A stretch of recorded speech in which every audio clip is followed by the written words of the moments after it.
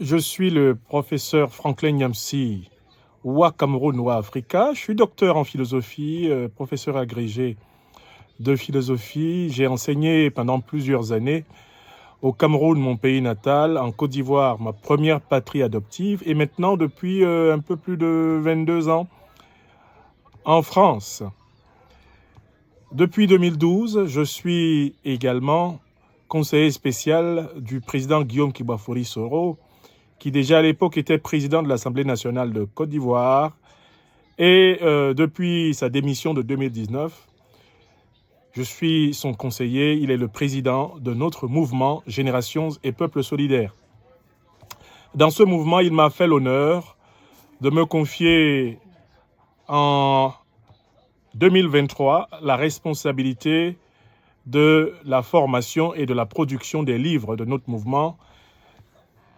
De fraîche mémoire, c'est la première commission officiellement installée par le président Guillaume Soro à l'intérieur de notre mouvement Génération et Peuple Solidaire. Une commission composée de plus de 30 de nos camarades et composée également de 2 sous-commissions, une sous-commission formation qui s'occupe de distiller un peu partout dans les succursales de notre mouvement les connaissances nécessaires à notre combat et à notre projet politique. Et d'autre part, une sous-commission livre qui rassemble les écrivains du mouvement Génération et Peuple Solidaire pour mener la bataille des idées, faire connaître ce par quoi le président Guillaume Kibafori Soro et ses compagnons, que nous sommes tous, avons vocation à innover pour la Côte d'Ivoire, pour l'Afrique, en ce 21e siècle. J'ai accepté de venir répondre à la demande du groupe Peuple Uni, Peuple Fort, que vous avez constitué sur WhatsApp et pour lequel je félicite notre camarade Ibra Soumaoro. J'ai accepté de donner quelques réponses aux sollicitations qui m'ont été faites. La première, il m'a été demandé de dire en quelques mots ce que c'est que le panafricanisme et en quoi consiste le panafricanisme du leader du mouvement Génération et Peuple Solidaire, notre leader, le président Guillaume Kibafori Soro. D'abord, le panafricanisme. Ce mot est constitué de 2 mots. Pan, en grec et en latin, qui veut dire le tout, la totalité, le monde, et africanisme qui renvoie à la civilisation négro-africaine. Une civilisation connue de très longue date, comme bâtie depuis plusieurs millénaires sur les valeurs de la vérité, de la justice et de la solidarité. Alors, le panafricanisme va naître en Amérique du Nord parmi les descendants d'esclaves africains qui, comme vous le savez sans doute, ont été déportés à partir du XVIe siècle pour être soumis à la traite négrière dans les plantations de canne à sucre, de coton, dans les mines d'Europe et d'Amérique du Nord, et qui vont prendre conscience du fait que, malgré la diversité de leurs origines africaines, ils sont unis par la même civilisation, la même culture, mais également la même souffrance. Ensuite, l'idéologie panafricaniste, c'est-à-dire la mobilisation pour l'émancipation de l'homme africain partout sur la Terre, va migrer de l'Amérique du Nord vers l'Europe, où elle va fortement foisonner et inspirer les luttes, non seulement des descendants d'esclaves en Europe, mais également des luttes des Africains issus des colonies, puisque l'Europe s'était partagée l'Afrique à la fin du 19e siècle, à Berlin, sans les Africains. C'est alors là que vont émerger les figures américaines de William Du Bois, de Langston Hughes, de Richard Wright, les figures de Marcus Mosiah Garvey, toutes les figures fortes d'Amérique du Nord vont éveiller au cœur de l'Europe les figures africaines issues des colonies, mais également descendantes d'esclaves africains d'Europe. Et c'est alors que vont émerger les Kwame Nkrumah, les George Padmore et consorts. Par la suite, le panafricanisme, qui est parti d'Amérique du Nord pour venir en Europe, va se déplacer vers l'Afrique continentale et va épouser les aspirations des peuples africains soumis à la colonisation, globalement depuis le XVIIIe siècle, aspiration à l'indépendance. Donc, en fait, c'est alors là que des figures comme celle de Nkrumah, de Nyerere, la figure de Jomo Kenyatta, la figure de Cabral, la figure de Mandela, la figure de Gamal Abdel Nasser, la figure de Oumniobé, de Barthélemy Boganda, de Modibo Keïta, la figure d'Ahmed Sékou Touré, la figure de Haïlé Sélassié, les grandes figures continentales du panafricanisme, celles de Lumumba, de Félix Moumié, de Barthélemy Boganda, les figures de Simon Kimbangu, de Pierre Moulélé, toutes ces figures vont émerger et vont donc constituer la troisième grande vague de l'idéologie panafricaniste, la vague continentale africaine. Il y a donc une vague nord-américaine avec des écrits extrêmement profonds produits par ces descendants d'esclaves en Amérique du Nord, une vague européenne produite par les descendants des colonies européennes d'Afrique et aussi les descendants d'esclaves d'Amérique du Nord. Et il y a une troisième vague, c'est la vague continentale produite par les leaders des luttes d'indépendance. Tout ceci va constituer ce qu'on peut appeler le bouquet de base de la pensée panafricaniste, laquelle va également inspirer des mouvements culturels, comme notamment le mouvement de la négritude, avec les figures d'Aimé Césaire, de Léon Gontran Damas ou de Léopold Sédar Senghor, avec toutes les nuances qui caractérisent leur compréhension de la lutte africaine. Maintenant, nous sommes au XXIe siècle, nous sommes en 2024, et on sait qu'il y a une troisième grande vague du panafricanisme qui est née après l'échec de l'illusion démocratique et pluraliste des années 90 à travers l'Afrique. Cette vague-là, qui épouse la génération des Africaines et des Africains vivant au XXIe siècle, veut réaliser la véritable indépendance, la véritable souveraineté du continent.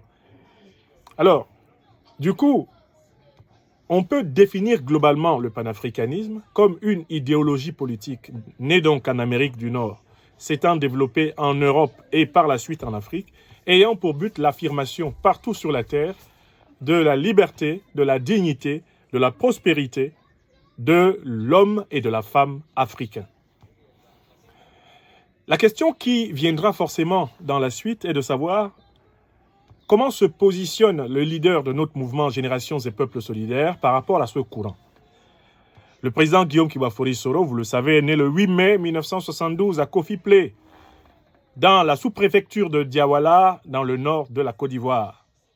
Il est né en 72, c'est-à-dire à l'époque même de ce panafricanisme de la troisième vague, qui était celui des luttes pour l'indépendance, qui était celui de l'affirmation de l'identité de la souveraineté africaine, notamment dans ces années 60, 70, 80. Le président Guillaume Soro, dans sa jeunesse, parce que nous sommes de la même année de naissance, a, comme tous les Africains de son âge, été baigné dans les enseignements à l'école, au collège, à l'université, sur l'histoire de ce mouvement panafricaniste, les œuvres littéraires, les œuvres d'histoire, les essais politiques de ces panafricanistes d'Afrique, d'Amérique du Nord, d'Europe et d'Afrique continentale. Et par conséquent, très tôt dans sa vie, au lycée déjà, au collège même aussi, son sens de la justice va l'amener à épouser ce corpus idéologique et à s'attacher à le connaître, à le comprendre par son effort d'autodidacte. Il va chercher à se cultiver pour comprendre comment fonctionne justement ce courant d'idées qui est au cœur de ce qu'on appelle globalement la gauche africaine, c'est-à-dire cette partie de la classe politique qui estime que les êtres humains sont plus importants que les choses, que les gens sont plus importants que l'argent et que la politique a pour but la réalisation pleine de la solidarité et de l'égalité humaine.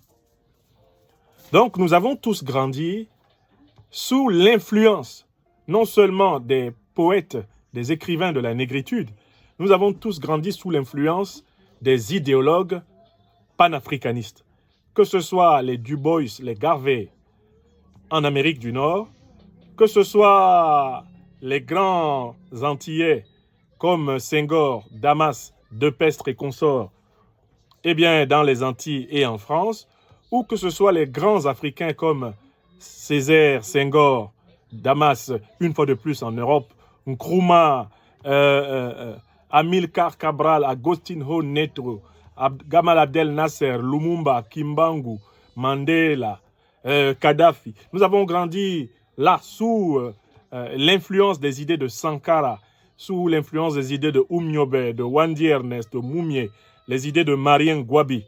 Nous avons grandi avec les Sam Nujoma, les Julius Nyerere et consorts. Donc d'abord, le président Guillaume Soro est panafricaniste par éducation. Notre éducation, celle des hommes qui ont 52 ans cette année, en tant qu'Africains sur le continent, a été une éducation dans laquelle la prise de conscience se fait au contact des œuvres panafricaines. Quand il s'engage dans la lutte syndicale, dans les années 90, à l'Université nationale de Côte d'Ivoire, qui deviendra l'Université d'Abidjan-Cocody, avant de devenir aujourd'hui l'Université Félix Houphouët-Boigny, le président Guillaume Kibafori Soro épouse donc tout naturellement la lutte de la gauche ivoirienne, c'est-à-dire des panafricanistes ivoiriens, pour la véritable souveraineté, pour la démocratie, pour l'état de droit, pour l'égalité de toutes les Ivoiriennes et de tous les Ivoiriens. Le président Guillaume Soro va recevoir d'abord une formation idéologique, avec notamment comme maître à penser les Désiré Tanoé, le professeur Zadi Zaourou Bernard, et il va connaître l'influence justement de ce leader émergent de la gauche et de l'opposition ivoirienne qu'est déjà à cette époque le secrétaire général du Front populaire ivoirien, Laurent Koudoubabou. Il connaît dès les années 90 l'essentiel, la crème de l'intelligentsia panafricaniste, l'intelligentsia de gauche, l'intelligentsia révolutionnaire ivoirienne. Or, la Côte d'Ivoire étant un pays d'hospitalité et de brassage, quand Guillaume Soro assume le combat politique en adhérant à la Fédération estudiantine et scolaire de Côte d'Ivoire, qui est la plus puissante fédération dans les années 90 sur tous les campus ivoiriens, de facto, il rencontre tous les Africains appartenant à ce grand courant panafricaniste et qui séjournent en Côte d'Ivoire.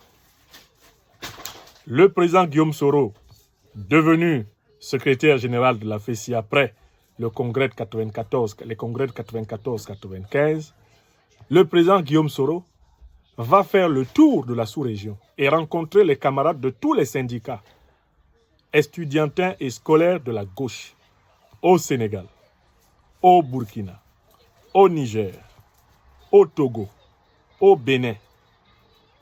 Il va faire le tour d'Afrique de l'Ouest, en Guinée-Conakry.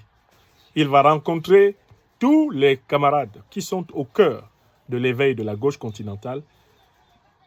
De la même façon, quand il exerce comme secrétaire général de la FECI sur le campus de Côte d'Ivoire, c'est avec une ouverture exemplaire à l'ensemble des leaders syndicaux, mais également des camarades de toutes origines africaines, que le président Guillaume Soro va agir. Moi, quand j'arrive dans les années 95, dans le campus de Côte d'Ivoire, je rencontre ce leader-là, syndical, qui est déjà reconnu comme étant un leader panafricain. Ce n'est pas parce qu'il crée, vers 1998, au moment où il est en train de quitter la FECI, la Fédération internationale des étudiants d'Afrique francophone. Ce n'est pas là que le panafricanisme du président Guillaume Soro s'impose. C'est d'abord sur le campus d'Abidjan, où il s'avère un leader transversal, reconnu par des camarades de toutes les origines africaines. Ce qui lui permettra justement de conserver jusqu'aujourd'hui une aura importante dans toute la sous-région africaine, parce qu'en fait, il aura épousé toutes les luttes révolutionnaires de l'Afrique de nos 18-20 ans. Donc, c'est quelqu'un qui connaît très bien toute la classe révolutionnaire, non seulement ivoirienne, la classe panafricaniste ivoirienne, mais celle du Sénégal, je recommence encore, celle du Mali, celle du Burkina Faso, celle du Niger, celle du Bénin, du Togo, celle du Cameroun, parce que nous venions du Cameroun et nous étions du syndicat panafricaniste des campus du Cameroun. Le président Guillaume Soro va nous accueillir avec plusieurs camarades comme Kone Kamaraté Souleymane sur le campus d'Abidjan. C'est là, dans le campus d'Abidjan, que va naître notre solidarité et notre alliance pour changer partout notre continent. Donc Guillaume Soro, panafricaniste, oui, par la culture, par l'éducation, panafricaniste par l'engagement, du syndicat jusqu'à la forme même de sa lutte politique et sa capacité d'entrer en réseau avec tout ce qu'il y a de fort. Mais en quoi consiste le panafricanisme du président Guillaume Soro dans sa pratique politique en Côte d'Ivoire? Mais il va s'opposer à l'exclusion des Africains en Côte d'Ivoire. Il va se battre pour que les Africains ne soient pas ostracisés, ne soient pas discriminés, ne soient pas exclus. Et aujourd'hui même, le président Ouattara qui le persécute, eh bien, devrait reconnaître qu'il doit le pouvoir qu'il exerce au fait que Guillaume Soro, par panafricanisme, a refusé qu'il soit exclu du jeu politique ivoirien en raison de ses origines burkinabées. Le président Guillaume Soro, dans sa pratique politique, a toujours été un Africain convaincu. Et c'est ce qui lui vaut aujourd'hui l'hospitalité des pays ouest-africains qui ont accepté de l'aider à mettre fin à son exil d'Afrique. Si aujourd'hui le Burkina, le Niger et le Mali ont ouvert leurs portes au président Guillaume Soro, c'est en réalité en raison de son engagement quand il était aux affaires en Côte d'Ivoire, comme secrétaire général de la FECI, comme ministre d'État, comme Premier ministre, comme président de l'Assemblée nationale pour l'inclusion africaine. Moi, fils de père et de mère camerounais, comment me serais-je retrouvé conseiller spécial d'un président de l'Assemblée nationale ivoirienne s'il n'avait pas cette dimension panafricaniste? Et je ne suis pas le seul. Aujourd'hui, en Côte d'Ivoire, quel est le leader politique qui a pris fait et cause au moment le plus difficile pour les pays de l'actuelle alliance des États du Sahel? Le Mali, le Burkina, le Niger. Qui les a soutenus en Côte d'Ivoire avant tous les autres leaders ivoiriens? C'est le président Guillaume Soro. Donc je voudrais dire aux uns aux autres que le panafricanisme du président Guillaume Soro n'est pas un panafricanisme qui est né avec les réseaux sociaux, comme l'engagement de plusieurs panafricanistes que nous connaissons. Nous, notre génération est panafricaniste depuis le temps de notre formation au collège, de notre formation au lycée, de notre formation à l'université, de notre engagement syndical. Avant même d'entrer en politique, nous étions convaincus que l'Afrique doit être unie, pas seulement sur le continent, mais dans toutes ses diasporas, pour que chaque Africaine et chaque Africain soit respecté. Voilà assez rapidement la présentation que je peux faire de ce thème. Je vous remercie.